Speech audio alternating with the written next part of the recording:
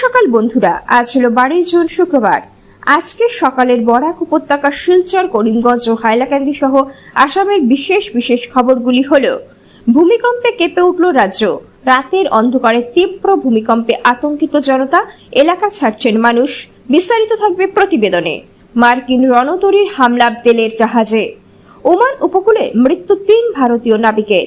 Traffic পুলিশের ধাক্কায় scooty থেকে পড়ে গেল যুবতী, উত্তেজনা এলাকায়। তদন্তের আশ্বাস জেলা কমিশনের। বিদ্যুতের খুঁটি থেকে পড়ে মৃত্যু হলো এক যুবকের। এবং প্রদেশ বিজেপির কৃষকের মোর্চার এক নতুন দায়িত্ব পেলেন শিলচরের মনোজ।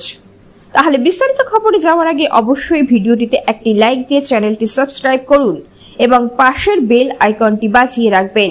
আর যদি ফেসবুক পেজে দেখে থাকেন তাহলে পেজটি ফলো করে ভিডিওটি শেয়ার করবেন, যাতে সঠিক খবরগুলি সবার কাছে পৌঁছতে পারি। এবার শুনুন আজকের খবরের বিস্তারিত। প্রথম খবর, ফের কেঁপে উঠল আসাম, রাতের অন্ধকারে তীব্র ভূমিকম্পে আতঙ্কিত জনতা, এলাকা ছাড়ছেন মানুষ। আসামের মাটি ফের কেঁপে উঠল ভূমিকম্পে। আজ 11 জুন বৃহস্পতিবার রাত 9:10 নাগাদ রাজ্যের বেশ কয়েকটি জেলায় ভূমিকম্পের কম্পন অনুভূত হয়। রিক্টার স্কেলে এই কম্পনের মাত্রা ছিল 4.2।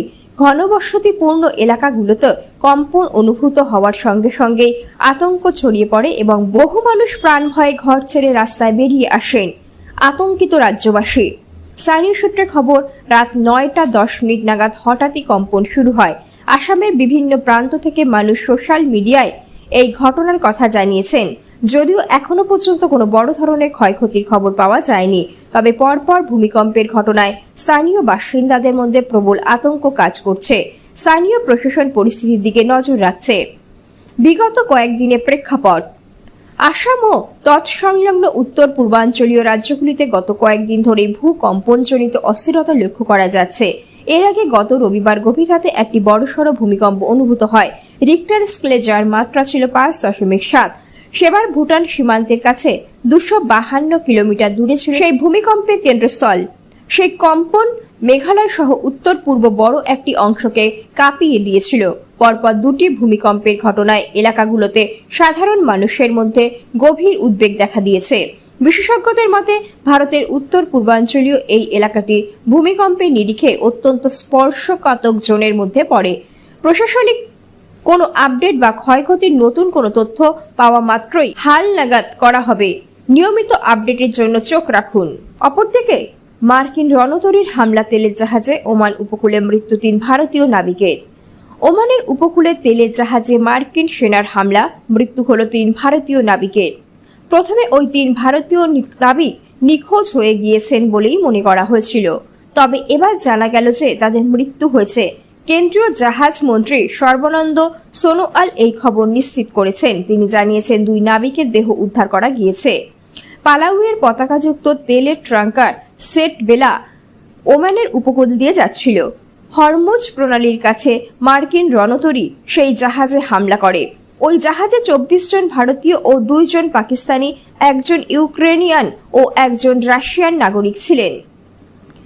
প্রাথমিকভাবে জানা গিয়েছে ভারতীয় নৌসেনা গিয়ে ভারতীয় নৌ নাবিকদের উদ্ধার করা হয়েছে।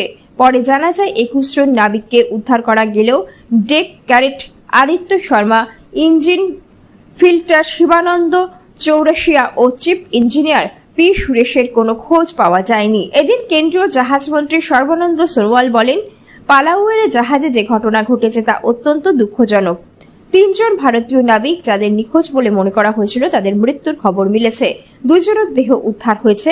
নিহত নাবিকদের পরিবারের পাশে মোদী সরকার আছে এবং তাদের সব রকম সাহায্য করতে প্রস্তুত। আমি আধিকারিকদের নির্দেশ দিয়েছি দ্রুত উদ্ধার করা মৃত নাবিকদের দেহ যেন ফিরিয়ে আনা হয় শেষকৃত্যের জন্য। ভারতের তরফে জাহাজে হামলার তীব্র নিন্দা করা হয়েছে।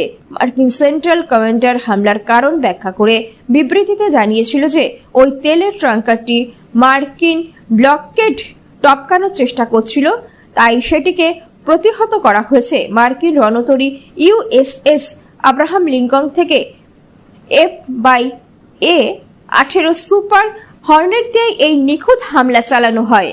অপরদিকে ট্রাফিক পুলিশের ধাক্কায় স্কুটি থেকে পড়ে গেলেন যুবতী, উত্তেজনা। তদন্তের আশ্বাস জেলা কমিশনারের। ট্রাফিক পুলিশের ধাক্কায় এক যুবতী স্কুটার থেকে পড়ে যাওয়ার অভিযোগকে কেন্দ্র করে বৃহস্পতিবার সন্ধ্যায় শিলচরের দেবদূত পয়েন্ট এলাকায় উত্তেজনার পরিস্থিতি সৃষ্টি হয়। ঘটনাকে ঘিরে স্থানীয় বাসিন্দাদের একাংশ বিক্ষোভে সামিল হন। পরে জেলা কমিশনারের হস্তক্ষেপে পরিস্থিতি নিয়ন্ত্রণে আসে। প্রত্যক্ষদর্শীদের দাবি, হেলমেটবিহীন অবস্থায় স্কুটি চালিয়ে যাওয়া এক মহিলা চালককে ট্রাফিক আইন ভঙ্গের অভিযোগে আটকানোর চেষ্টা করেন কর্তব্যরত ট্রাফিক পুলিশ কর্মী। সেই সময় স্কুটির নিয়ন্ত্রণ হারিয়ে চালক সামনের একটি পেট্রোল পাম্পের কাছে পড়ে যান। ঘটনায় তিনি সামান্য আহত হন বলে জানা গেছে। অন্যদিকে স্থানীয়দের একাংশের অভিযোগ, ট্রাফিক পুলিশের ধাক্কায় ওই যুবতী মাটিতে পড়ে যান। এই অভিযোগ ঘিরেই এলাকায় উত্তেজনা ছড়িয়ে পড়ে এবং বিক্ষোভ শুরু হয়। ওই সময় কাছাড় জেলার জেলা কমিশনার আয়ুষ গর্গের কনভয় ঘটনাস্থলে পাশ দিয়ে যাওয়ার সময় বিক্ষোভকারীরা তাদের ক্ষোভের কথা জানান। পরিস্থিতির গুরুত্ব অনুধাবন করে জেলা কমিশনার গাড়ি থেকে নেমে উপস্থিত জনতার সঙ্গে কথা বলেন এবং ঘটনায় ম্যাজিস্ট্রেট পর্যায়ে তদন্তের আশ্বাস দেন। পাশাপাশি জেলা পুলিশ এবং অতিরিক্ত জেলা কমিশনারকে বিষয়টি খতিয়ে দেখার নির্দেশও দেন। পরে প্রশাসন ও স্থানীয়দের সহযোগিতায় পরিস্থিতি স্বাভাবিক হয়। আহত যুবতীকে প্রাথমিক চিকিৎসা দেওয়া হয়। ঘটনাস্থলে উপস্থিত পুলিশ কর্মীরা জানান, এলাকার সিসিটিভি ফুটেজ পরীক্ষা করে ঘটনার পূর্ণাঙ্গ তদন্ত করা হবে এবং তদন্ত প্রক্রিয়ায় সর্বাত্মক সহযোগিতা করা হবে। জানা গেছে, আহত নাথ চৌধুরী পদবীর যুবতী শিলচরের মিশন রোড এলাকার বাসিন্দা। ঘটনায় তিনি সামান্য আঘাতপ্রাপ্ত হয়েছেন বলে জানা গেছে। অপরদিকে বিদ্যুতের খুঁটি থেকে পড়ে যুবকের মৃত্যু। সোনারীতে এক শোকাবহ ঘটনায় বিদ্যুতের খুঁটি থেকে পড়ে এক যুবকের মৃত্যু হয়েছে। নিহত যুবকের নাম বিরাজ তাসা বলে জানা গেছে। প্রাপ্ত তথ্য অনুযায়ী টিয়ক চা বাগানের কাজ করার সময় বিদ্যুতের খুঁটিতে ওঠা অবস্থায় তিনি দুর্ঘটনাবশত নিচে পড়ে গুরুতর আহত হন। ঘটনাস্থলেই বা হাসপাতালে নিয়ে যাওয়ার পর তার মৃত্যু হয়েছে বলে জানা গেছে। এই মর্মান্তিক ঘটনাকে কেন্দ্র করে এলাকা জুড়ে শোকের ছায়া নেমে এসেছে। ঘটনার খবর পেয়ে স্থানীয় মানুষজন ও পরিবারের সদস্যরা গভীর শোক প্রকাশ করেছেন। পুলিশ ঘটনা তদন্ত শুরু করেছে। অপরদিকে প্রদেশ বিজেপির কৃষক মোর্চার নতুন দায়িত্বে শিলচরের মনোজ। অসম প্রদেশ বিজেপি কংগ্রেস মোর্চার সহ সভাপতি শিলচরের বাসিন্দা মনোজ কান্ত্রি দাসকে এবার অতিরিক্ত দায়িত্ব প্রদান করেছে দলের রাজ্য নেতৃত্ব।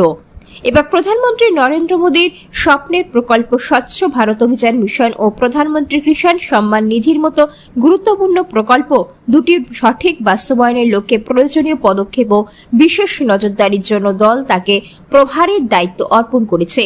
দল তাঁর প্রতি আস্থা ও বিশ্বাস রেখে যে দায়িত্ব প্রদান করেছে, যা যথাযথ পালন করাই তার মূল উদ্দেশ্য বলে জানান মনোজ। একই সঙ্গে প্রধানমন্ত্রীর স্বপ্নের এই প্রকল্প রাজ্যের প্রতিটি প্রান্তে পৌঁছানোই তার কাছে বড় চ্যালেঞ্জ।